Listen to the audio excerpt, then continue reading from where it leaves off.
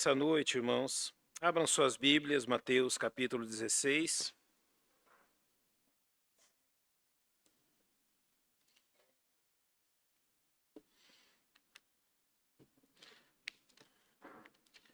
Mateus capítulo 16, se você pode, coloque-se em pé. Reverência à leitura da palavra do Senhor.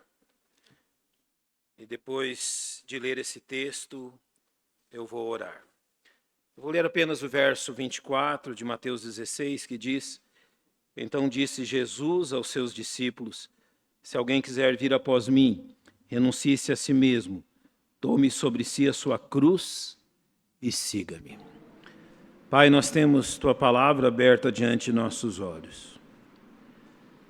Cremos que todas as vezes que lemos a Tua verdade, isso nos conduz a tomarmos decisões no que diz respeito à nossa vida. E confiamos que Teu Espírito Santo nos conduzirá dentro desta verdade que nos propomos examinar nesta noite, a fim de que as decisões certas sejam tomadas. E nesta dependência nós oramos em nome de nosso tão grande Salvador, o Senhor Jesus Cristo. Amém. Podem se assentar, irmãos. Talvez Mateus 16, 24 seja um dos textos mais conhecidos entre os cristãos. Talvez porque são palavras do próprio Senhor Jesus, mas também por aquilo que nos dizem. São palavras firmes e fortes, que, como disse orando, nos compungem a uma decisão sobre a nossa vida. Aqueles que não conhecem Cristo, sobre levar em consideração segui-lo e crer nele, e aqueles que já conhecem a Jesus Cristo, a respeito do modo de vida que têm vivido. Compartilho com vocês uma preocupação que tenho já há tempo, observando o que tem sido feito no mundo religioso do nosso país, da nossa cidade, aquilo que tem acontecido diante de nós. Sabe, a cada dia mais eu tenho a impressão que igrejas são abertas em prol de si mesmas. Eu explico isso. Que igrejas são abertas a fim de servir a si mesmas e a seus próprios objetivos. Em tais lugares, normalmente pouco se fala de Jesus Cristo. E as próprias mensagens ditas bíblicas que são apresentadas, pouco dizem sobre o Salvador, ou mesmo nada dizem sobre o nosso compromisso com Ele. Quando uma mensagem bíblica não fala sobre Jesus ou não lhe conduz a Jesus Cristo, você deve perguntar-se seriamente se aquilo é uma mensagem bíblica. Porque de capa a capa as Escrituras, por tipos ou por realidade, apresentam o Senhor Jesus Cristo. Sabe, eu tenho até mesmo cuidado quando me refiro à nossa igreja. Eu sei que a nossa igreja é uma bênção e quando falamos, talvez estejamos errados nisso, quando a gente fala nossa igreja. Esta igreja não é nossa, é de Jesus Cristo. Foi Ele que comprou pelo seu sangue. Então, quando falamos de nós como igreja, também me preocupo quando, por vezes, a ênfase das bênçãos recai sobre a igreja e não sobre aquele que abençoa a igreja. O Templo Batista Maranata é uma bênção em nossa vida, isto é verdade, mas nós precisamos entender a razão disso. Ele só é uma bênção na nossa vida por causa de Jesus Cristo. Se não houvesse Jesus Cristo nesta igreja, e se Ele não fosse o Senhor e mantenedor de todos nós, não haveria como este lugar ser uma bênção à nossa vida. É Jesus a razão das nossas bênçãos. É Jesus a razão do nosso trabalho. É Jesus a razão da nossa comunhão. Até a nossa comunhão preciosa, ela é em Cristo. Então, jamais, e eu tenho visto isto acontecer de uma proporção que há alguns anos era inimaginável naquilo que as pessoas chamam de igrejas, jamais há igreja sem Cristo. Ele é o centro de tudo isso. Ele é o mantenedor de tudo isso. É pelo seu poder que a igreja mantém-se de pé. É pelo seu poder que a igreja e os crentes mantêm-se de pé. Então nós devemos não somente a nossa vida, a nossa família e esta igreja, e talvez nada disso seja nosso. A vida, a família e a igreja são dele, e nós realmente reconhecemos que é ele que tem nos mantido. Então, quando nós olhamos para Mateus 16, 24, o convite a estes primeiros discípulos, o Senhor Jesus é muito claro ao dizer: se alguém quiser vir após quem? Após mim. Então tudo aponta para Ele, tudo centraliza a Ele. Notem, você não segue a igreja, você não segue a religião, você segue a quem? A Jesus Cristo. Ele é o centro de tudo isso. Então a proposição que ele coloca é: renuncie-se a si mesmo, ou seja, negue-se a si mesmo, tome sobre si a sua cruz e siga-me. A preocupação desta noite é se você realmente entende o que isso significa. Você entende o que é renúncia em nome do Senhor Jesus Cristo?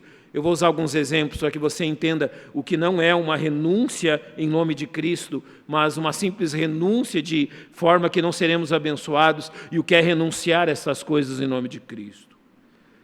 Eu não vou abrir esses textos, mas você pode consultá-los em casa. Em 2 Pedro 2,20, a palavra de Deus nos chama a atenção sobre os falsos profetas. E falando dos falsos profetas, eles falam de homens que abandonaram uma vida de pecado. 2 Pedro 2,20 vai dizer isso, que eles deixaram as contaminações desse mundo. Eles abandonaram a podridão desse mundo. Eles abandonaram o tipo de vida que eles tinham. Mas logo depois voltaram atrás e o último estado deles tornou-se pior do que o primeiro. Ou seja, ao abandonarem, literalmente, a tomarem um banho e lavarem-se de suas contaminações, logo quando então passa essa novidade e eles voltam àquela velha vida, eles se tornam piores do que antes. E qual é a razão? Jesus explica. Quando ele fala aos discípulos, ele vai usar um exemplo sobre a nação de Israel, e ele diz assim: quando um espírito mau sai de uma casa, ela agora encontra-se varrida e adornada. Mas depois de algum tempo aquele espírito mau volta e ele traz outros consigo, e então o estado daquela casa novamente torna-se pior do que o início. E nas duas questões, dos falsos profetas e na questão dessa casa que agora é varrida e adornada, a razão é a mesma. Houve uma negação, houve uma renúncia. Houve o abandono de pecados, houve o abandono de coisas que não deviam ser vividas, mas não foi acrescentado nada. Se você acha que renunciar-se a si mesmo, é simplesmente abandonar algumas coisas que você faz, sem que a razão de você fazer isso seja Jesus Cristo, você precisa saber que essa sua renúncia é inútil. Se a razão pela qual você renuncia certas atitudes, certos prazeres, coisas que talvez você ame e que você considera realmente essenciais na sua vida, se você está abandonando isso simplesmente por legalismo ou qualquer outra questão, saiba que isso é inútil. Não tem valor nenhum. Se a sua renúncia não tem como razão o fato que agora você ama mais a Jesus Cristo do que a si mesmo. Eu estou abandonando este comportamento, estou abandonando práticas que eu há tanto tempo vivo, estou abandonando questões que fazem parte da minha vida e que talvez marquem a minha vida, não porque agora eu considero que elas não servem mais para mim, não. Eu continuo amando todas essas coisas, mas agora eu amo muito mais a Jesus Cristo do que eu amo o pecado que havia na minha vida. Isto é renúncia. Você renuncia por causa de Cristo. Porque agora não importa mais o que você ama. Agora importa o que Jesus Cristo ama. Agora não importa mais o que você valoriza. Agora importa o que Jesus valoriza. Porque não importa mais agora os meus planos, mas os planos dele. Porque não importa mais agora os meus gostos. Todos nós, em algum momento da vida, amamos o domingo, não é? Domingo talvez seria dia de fazer passeios, esportes. A gente continua gostando de tudo isso. Mas por que nós trocamos essas coisas para vir na casa de Deus e passar tanto tempo na casa de Deus no domingo? É por causa dele, é porque agora os propósitos dele são maiores que os meus propósitos. E agora eu renuncio tudo isso, porque eu entendo que ele me ama e ele quer o melhor para mim. Isso é renúncia e seguir a Jesus Cristo. Agora, observando isto, eu vou tomar os exemplos do capítulo 16 de Mateus, e nós vamos rapidamente passar por cada seção desse capítulo, para nós entendermos como a questão da renúncia está ligada com as coisas enfrentadas nesse capítulo.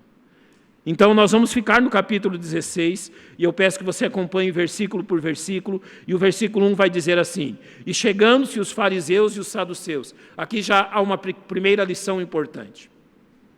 Irmãos, fariseus e saduceus aqui se unem com um objetivo: para o tentarem ao mal, para realmente pegá-lo em alguma falha, para ridicularizá-lo. Só que é interessante observar que fariseus e saduceus se unem sendo inimigos. Fariseus e saduceus não andavam no mesmo caminho. Fariseus eram extremamente legalistas, saduceus eram céticos, quase incrédulos. Fariseus formavam um grande grupo, quase um partido político, naqueles dias de quase, se pensa, em torno de 6.000 componentes que defendiam as suas ideias. Saduceus, nós não sabemos quantos eram, mas eles não andavam junto com os fariseus. E é interessante isso. Grupos que eram antagônicos, grupos que disputavam a atenção do povo, grupos que não pensavam da mesma forma, se uniram quando se tratou de quê? De atacarem Jesus Cristo. Quando você renuncia-se a si mesmo e segue a Jesus Cristo, você deve saber que você enfrentará circunstâncias onde grupos que não pensam as mesmas coisas, que são inimigos em seus pensamentos, se unirão quando tratar de atacar Jesus Cristo. Talvez eles tenham pensamentos religiosos ou políticos ou sociais diferentes, mas basta você citar o nome de Jesus e esses grupos antagônicos, assim como fariseus e saduceus, se unirão contra Jesus Cristo. Você quer segui-lo mesmo assim? Inimigos farão as pazes quando se tratar de atacar Jesus Cristo. E eles atacarão você também. Serão inimigos de Cristo e daqueles que o seguem. São inimigos neste mundo, mas quando tratar de Jesus Cristo, estarão unidos em um só objetivo. Vá adiante no verso 1. Esses inimigos, que agora tornam-se amigos, a fim de atacar Cristo, pediram que lhe mostrasse algum sinal do céu. É interessante isso. Eles não têm nada o que dizer sobre Jesus Cristo. Eles já viram Cristo curar, purificar leprosos, ressuscitar mortos, dar vista aos cegos, curar diversas enfermidades, expulsar demônios. Eles já viram tudo isso acontecer, mas o que eles querem? Mais sinais. Os sinais que Jesus realizou não são suficientes. Você realmente quer seguir a Jesus Cristo? Você deve entender que tudo que Deus faz e tudo que Deus realiza nesse mundo e na sua vida jamais servirá como um sinal suficiente para a incredulidade do coração desses homens. Você lhes testemunhará do que Cristo fez em sua vida, da transformação que Jesus realizou, e eles sempre desejarão e pedirão mais. Eles nunca estarão satisfeitos em reconhecer aquilo que Deus tem feito através de Cristo em nós e neste mundo. Quando nós nos negamos a nós mesmos e seguimos a Jesus Cristo, nós devemos reconhecer que um mundo insaciável em sua incredulidade jamais será saciado. Não importa o que se mostra a eles. E é interessante que em determinado momento, até mesmo o Senhor Jesus diz a eles: olha, se precisar vir um morto, ou alguém que morreu e que está no inferno, e trazê-lo a esse mundo para testemunhar de como é o inferno, seria inútil. Mesmo assim, as pessoas não crerão. Quando você ouve isso, Você entende o que acontece com seus familiares que não conhecem a Cristo? Eles conheceram você em uma outra vida, numa vida completamente diferente da que você vive hoje. Eles notaram a grande transformação que ocorre em você, mas para eles isso não é suficiente. Eles sempre pedirão mais. É interessante que dos versos 5 a 12, Jesus vai citar para eles algo importante. O verso 5 diz: e passando seus discípulos para o outro lado, tinham esquecido de trazer pão. E no verso 12, Jesus vai repreender eles por algo. Ou melhor, Jesus vai falar-lhes, não é, a respeito disso, ainda no verso 6, advertir, acautelai-vos do fermento dos fariseus e saduceus. E eles imaginaram que isso dizia respeito a eles não terem trazido pão. Mas então o verso 12 diz: então compreenderam que não dissera que se guardassem do fermento do pão, mas da doutrina dos fariseus. Sabe, irmãos, isso nos leva ao entendimento nessa luta que Jesus travou com as falsas doutrinas de fariseus e saduceus a olharem para a religião dos nossos dias. Você segue a Jesus Cristo? Você ama Jesus Cristo? Agora, olhe, observe como a religiosidade dos nossos dias trata aqueles que verdadeiramente servem e amam a Jesus Cristo. Era de se esperar que em qualquer lugar de religiosidade nos nossos dias, na nossa cidade, se você citasse o nome de Jesus, você seria bem recebido. Mas é isso que acontece? Não. Nem fariseus, nem saduceus jamais suportaram o nome de Jesus.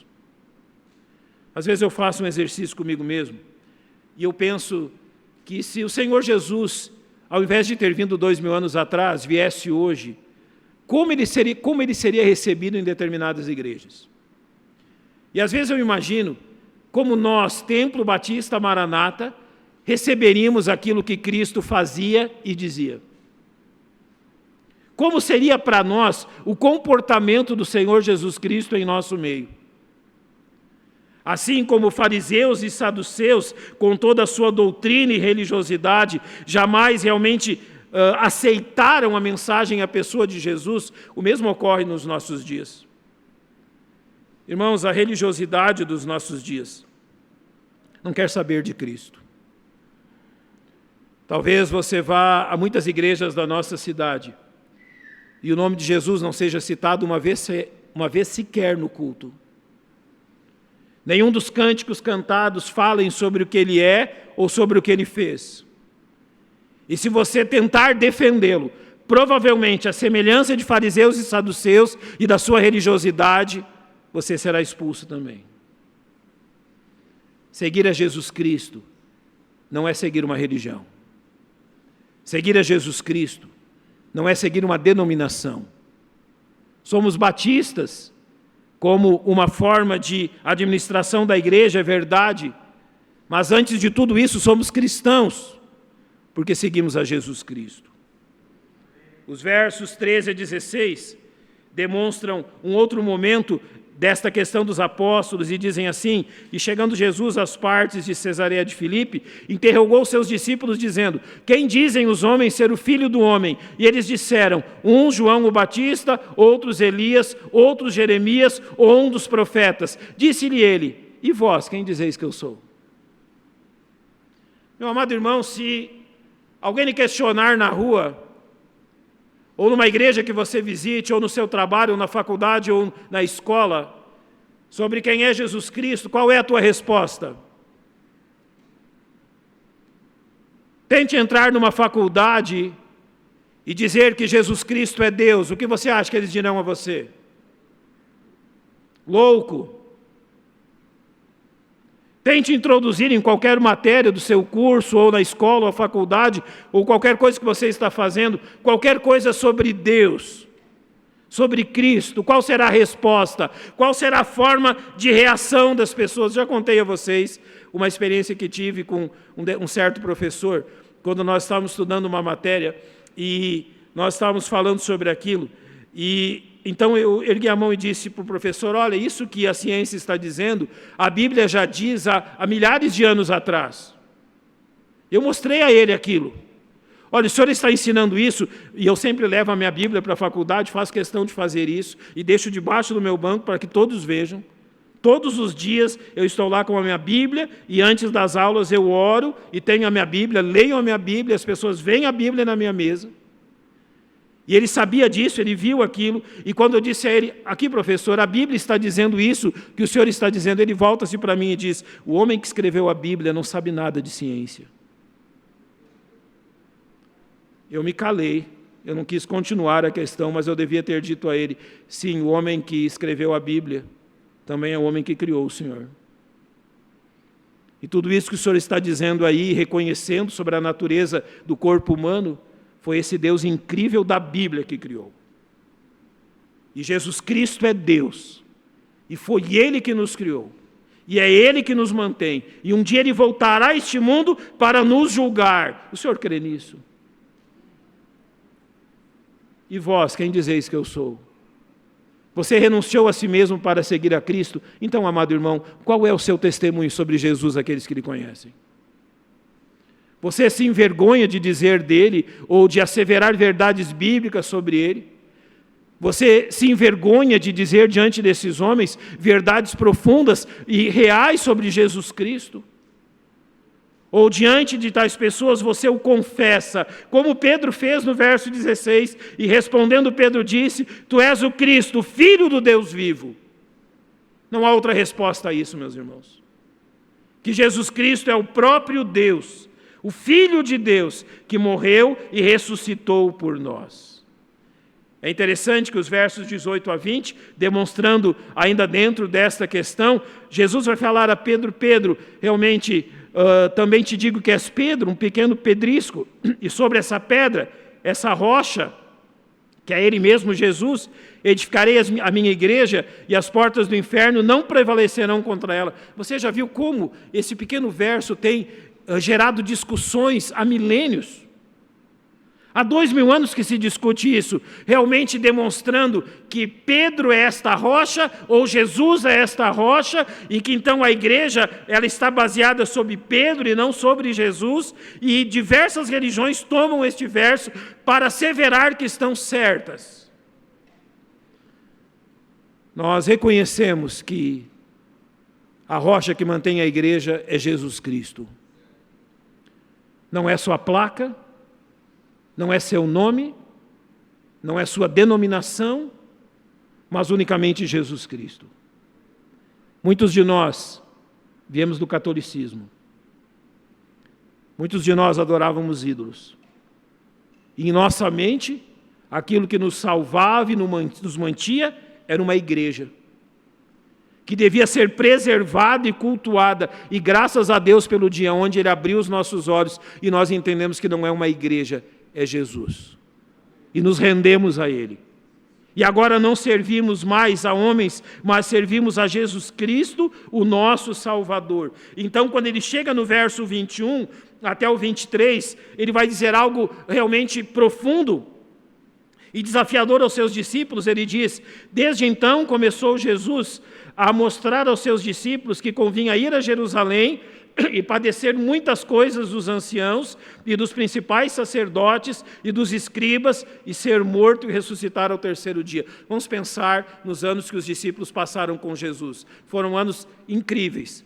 Foram instruídos e viram coisas absolutamente maravilhosas. Pense nos 3 discípulos que subiram ao monte da transfiguração e viram Jesus transfigurado diante deles.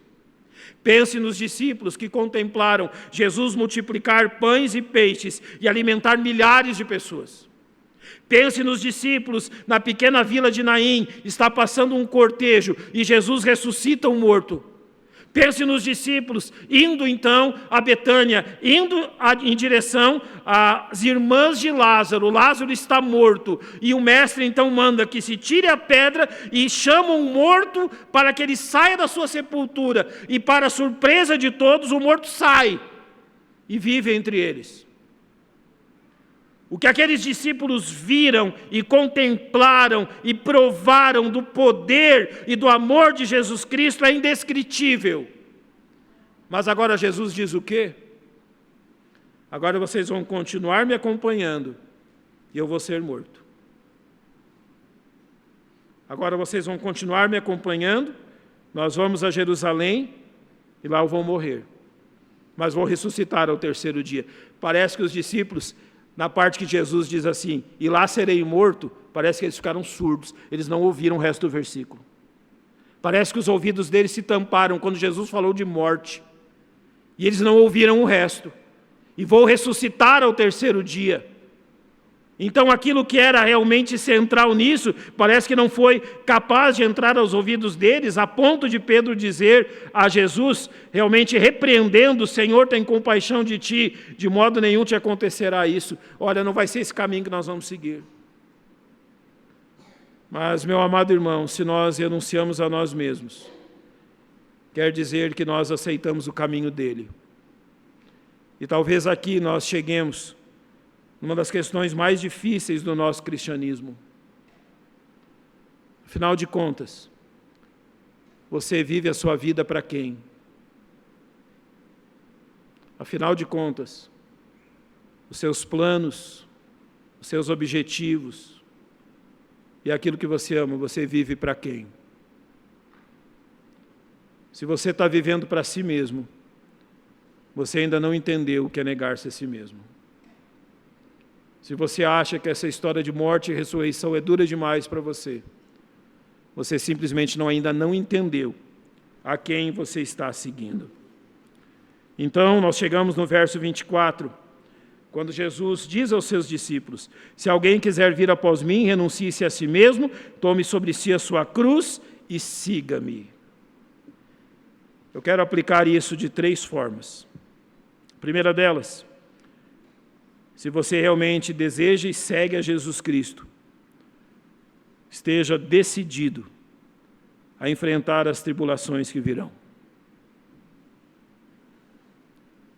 Eu disse a vocês, enquanto estudávamos Salmo 121 na quarta-feira, que o Senhor não nos prometeu uma viagem tranquila, Ele prometeu uma chegada segura. Ele não disse que a nossa peregrinação seria tranquila. Ele disse que nós chegaríamos seguros ao céu. Literalmente, alguns de nós vão chegar no céu estropiados. Dos 12 discípulos, 11 deles foram mortos, violentamente.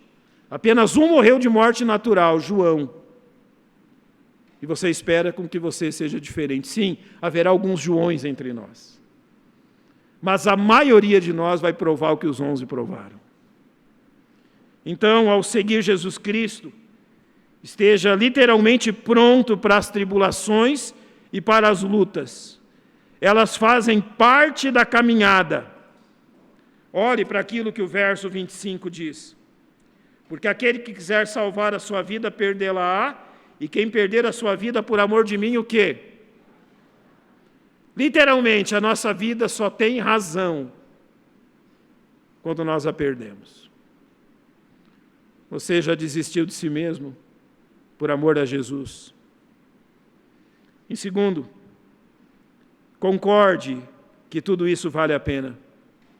Você lembra que Paulo fala aos Filipenses? Ele não tem a sua vida preciosa para si mesmo. Ele vai dizer que aquilo tudo que era tão valioso no seu passado, agora não vale absolutamente nada, em troca do conhecimento de Jesus Cristo. Olhe para o verso 26, o que o Senhor diz. Pois que aproveita o homem ganhar o mundo inteiro se perder a sua alma, ou que dará ao homem recompensa da sua alma. Irmão, pense bem nisto. Você pode provar os prazeres deste mundo, você pode provar aquilo que o mundo lhe dá, que Satanás lhe dá, o prazer que a sua carne lhe dá. Mas um dia você entendeu e concordou que nada disso se assemelha à recompensa que você recebe em Cristo.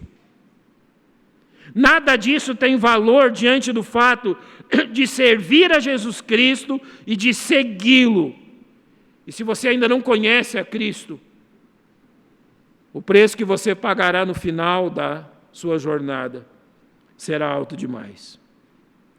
Finalmente, no verso 27, o Senhor diz: porque o Filho do Homem virá na glória de seu Pai com os seus anjos, então dará cada um segundo as suas obras. Quando falo de obras, nós temos que lembrar que as obras não salvam. mas elas são uma evidência de que caminho você está andando. E quando ele nos diz aqui que ele dará a cada um segundo as suas obras, nós precisamos lembrar que o inferno não é uma punição, é uma retribuição, é diferente. O inferno não é uma disciplina, um castigo, no sentido que o inferno não melhora ninguém, não torna ninguém melhor. É uma retribuição pelas obras. Você pode ler em casa, Romanos capítulo 2, você vai entender isso. Deus nos retribui segundo as nossas obras. E claramente o verso 27 diz: porque o Filho do Homem virá na glória de seu Pai com os anjos, e então retribuirá a cada um segundo as suas obras. Eu quero terminar com este verso. Talvez você considere que renunciar a si mesmo e seguir a Jesus Cristo é caro demais. Amado irmão, caro demais é a sua alma, não esse mundo. Caro demais é a vida eterna, que custou a vida de Jesus Cristo. Isso é caro demais.